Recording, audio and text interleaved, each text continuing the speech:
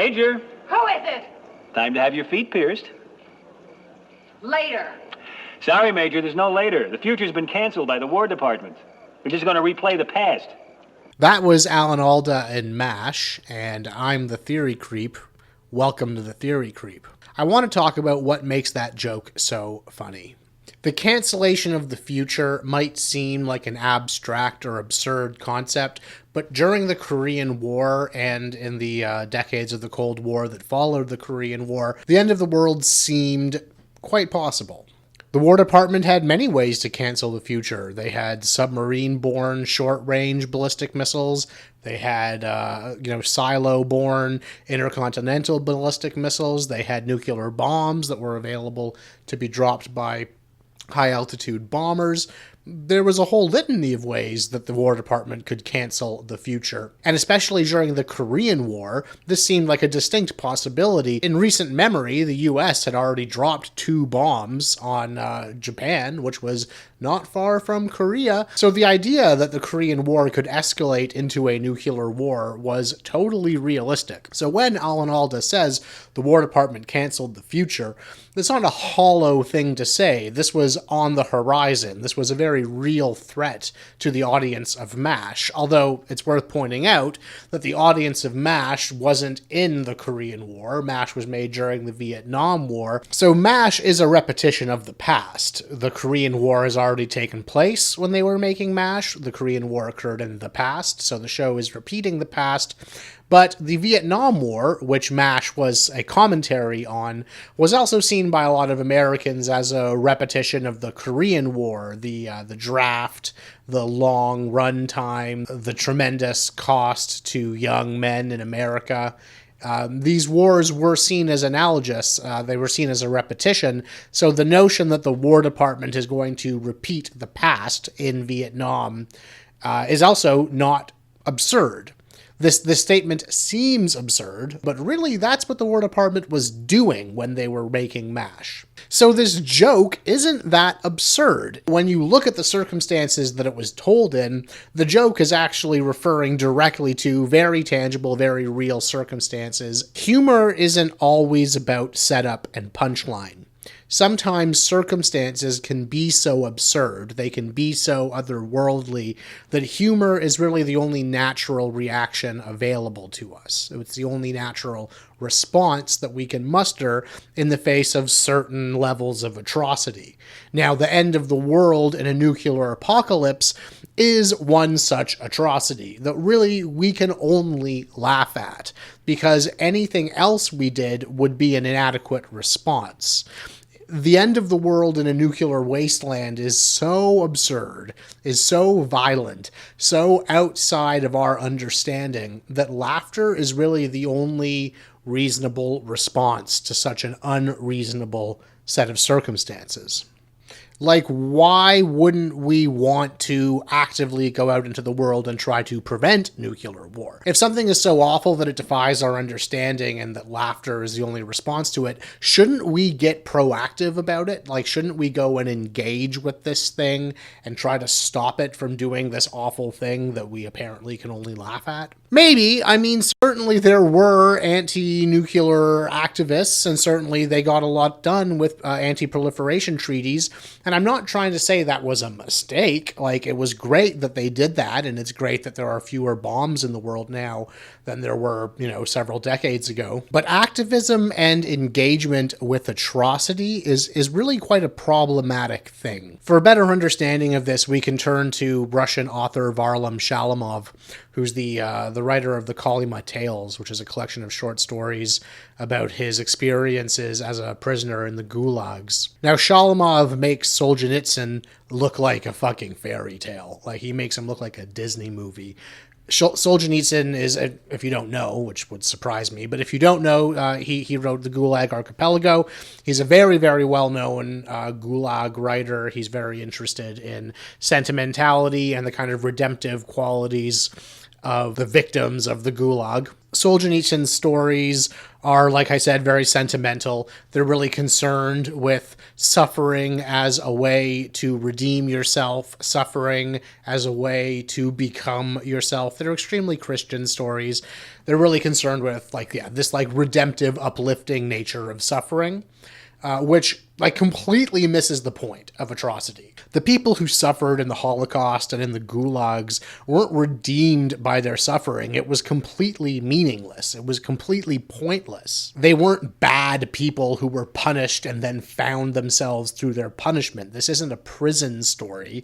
These are atrocities. These are victims of state violence. They're victims of hate. They're victims of rationality. Right? The people who perpetrated the Holocaust, who perpetrated the gulags, the forces that would have started nuclear war, that would have started World War III, these were rational forces. They were state forces that had logic on their side. They had arguments to support what they were doing.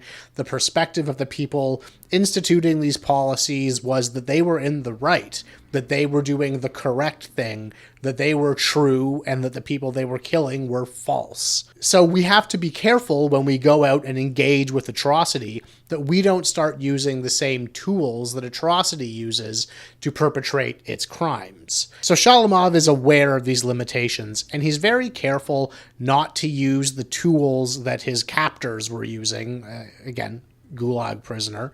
So he doesn't want to use the kind of sentimentalist narratives that were supporting putting people in gulags, right? The idea that Solzhenitsyn's putting forward, that we find ourselves through pain and that, the heroes of a story are the ones who suffer the most. To some extent, this justifies what's going on in the gulags, right? Like, if you're perpetrating the gulags, if you're managing, a province of prisons, you can tell yourself, well, the criminals that I'm imprisoning are going to be rehabilitated. They're going to learn the error of their ways. And if you're a sufficiently indoctrinated ideologue and you think that the Soviet system is the best system, then political prisoners are also being rehabilitated. They're being shown that there's suffering in not being correct, and you're trying to show them that if they are correct, they will suffer less. So Shalamov can't use ideas like truth. He can't use narratives with sentimental, moralistic endings.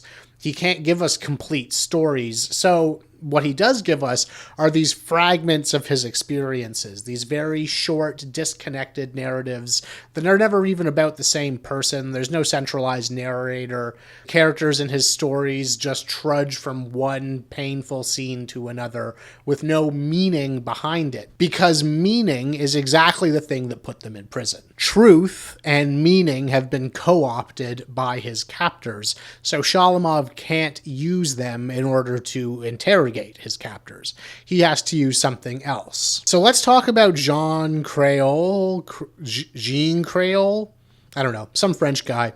He wrote about the Holocaust. He was the author and narrator of Night and Fog. So he said in Night and Fog that we cannot represent this reality. He's talking about the reality of the Holocaust. We cannot represent this reality. It is too heinous. We would be defeated in advance. What Kreyl is saying is that the reality of Atrocity is so terrible that it resists representation. That we can't show people what happened in the gulags or in the Holocaust death camps because it's too awful. Representation would fail to express how terrible it was for the people who went through it. This is a Platonic approach to truth. Kreyl is assuming a true reality of the atrocity and a failure of representation to reproduce that reality. So there's an authentic world and then a failed representative world that doesn't really touch the true world because representation is failing in this case, or perhaps in all cases. I don't know. We'd have to ask Kreyl. Shalamov's stories definitely resist representation. They don't represent very much. They're very short. They say more with silence than with actual words. There's not a lot of content in his stories. They're not representative. But this isn't because representation would fail to express the realities of the camps. This is because representation has become implicated in atrocity. So let's look at a particular story by Shalamov called A Child's Drawings. This story really can help us understand the laconic, kind of deadpan style that Shalamov writes in. So in A Child's Drawings, Shalamov says of the environment that he's in, the northern Siberian rough environment, nature in the north is not impersonal or indifferent. It is in conspiracy with those who sent us here. Kreyl is talking about a true atrocity and a failed representation of that atrocity. So here in Shalamov's story, we have the true world, we have the physical world, nature in the north, and the truth of the world, like I said at the beginning of the video, is in league with those who commit atrocities. The perpetrators of atrocity use Platonic notions of truth to justify what they're doing. I think that's what Shalamov is saying with this line. But the story, A Child's Drawings, isn't about physical material reality. It's about virtual spaces. The story is about a prisoner who's on wood cutting duty, and he's out with a few other prisoners, and they find a pile of garbage, which to them is like gold. So they're sifting through this pile of frozen garbage. One of them finds some socks. One of them finds some frozen bread. They're happy as shit about it. And the main character, the narrator of the story, is pissed off that he hasn't found anything. So he keeps digging, and he finds a notebook that was like a child's school notebook that's full of these drawings, these doodles. He calls it a coloring book, but it's not like a prefabricated coloring book. Like the child just drew and then colored in his drawings or her drawings in this book. So the story is a description of this book of drawings. And really, the story is about how representation is implicated in atrocity as well as, unrepresented material reality. So for Shalamov, there's nowhere to turn. The material world is against him. It's in league with those who sent him to the gulags. And as we'll see in the represented world, he also finds no escape. So everywhere he looks in this book, he sees fences, he sees barriers, he sees yellow wooden fences around houses and cabins, he sees black and gray barbed wire and steel fences around prisons. This child, who probably lives in a town nearby a camp, is representing the world of the prison camp. So even in the world of representation, the protagonist of this story can't get out of this prison camp. He finds a book, he thinks that he's going to escape into it, and he opens it up and he sees drawings of prison camps. And these aren't realistic drawings of prison camps, they're child's drawings. So there are still fairy tale figures in this book, and I think this is important. So these national narratives, these sentimental fairy tales, are implicated in the prisoner's imprisonment. He sees Prince Ivan with an AK-47 leading around a toothy shepherd, a German shepherd, a toothy, I forget what the phrase is, but Prince Ivan has a guard dog and an AK. He's been conscripted as a prison guard.